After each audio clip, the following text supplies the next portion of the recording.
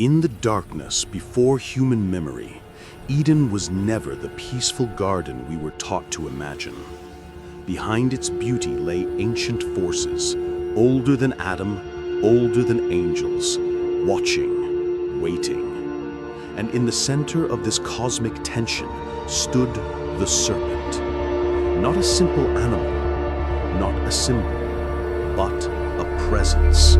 A being whose whisper carried the weight of rebellion, knowledge, and something far more dangerous, intent.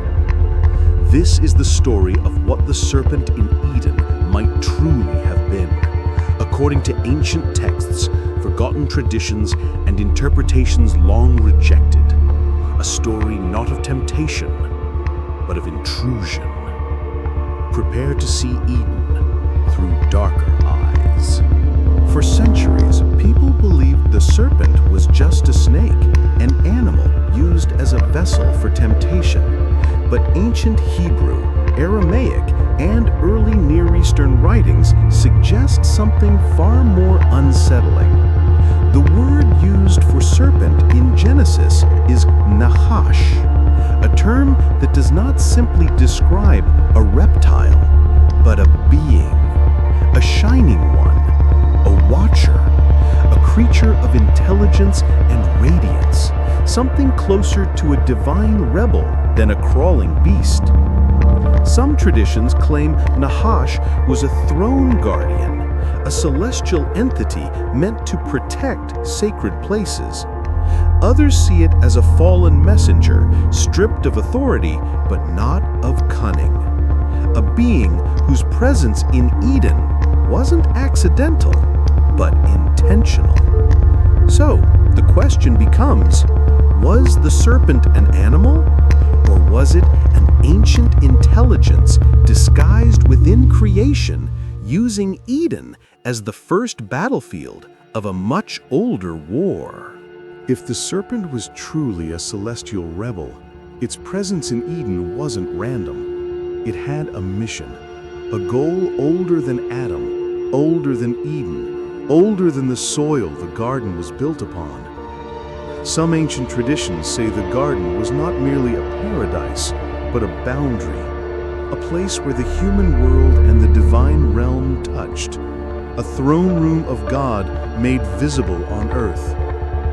To infiltrate Eden was to breach heaven's border. To speak to the humans was to challenge the order of creation itself. The serpent didn't offer fruit, it offered defiance. A chance for humanity to step beyond the limits set for them. Knowledge forbidden because it carried the fire of self-awareness, autonomy, and power, the very things a rebel angel would hunger to spread. The serpent's purpose wasn't destruction, it was corruption through enlightenment. Not by force, but by suggestion. And all it needed was a whisper. Most people think the fall was just about eating forbidden fruit, but ancient writings hint that the real damage ran deeper, far beyond a simple act of disobedience. The moment humanity listened to the serpent's voice, something shifted. A fracture appeared between the human soul and the divine order. Not a punishment, but a transformation. Knowledge came at a cost. For the first time, humans saw themselves as separate beings, isolated, vulnerable, aware of mortality. This awakening, this new consciousness, was both a gift and a curse. But the darkest consequence was not human shame. It was the serpent's victory. By planting a single idea that humans could shape their own destiny, the serpent introduced doubt into God's creation, a seed that would grow through generations, fueling rebellion, ambition, and the hunger for forbidden power. Eden was not lost because of a bite. It was lost because humanity changed, and that was exactly what the serpent wanted. History remembers the serpent as the villain of Eden, the deceiver, the corrupter, the enemy But a darker interpretation lingers beneath the surface. What if the serpent wasn't defeated at all? Think about it. Humanity left Eden carrying exactly what the serpent wanted them to have: awareness, desire, and the ability to choose their own path. A spark of independence that no divine command could erase.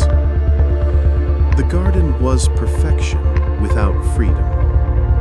Outside the garden, humans became unpredictable, dangerous, creative, unstoppable. The world became a battlefield of choices, and every choice led them further from divine control. Some ancient traditions suggest the serpent didn't lose. It succeeded. By awakening humanity, it set in motion the rise of civilizations, empires, rebellions, philosophies, every spark of ambition that shaped history. Eden was not the end. It was the beginning of a war for the human soul. A war not fought with swords, but with ideas. And in that war, the serpent's whisper never truly died. It echoed through kings, prophets, nations, and every person who ever questioned the boundaries of fate. So, who really won in Eden? That answer remains the most unsettling of all.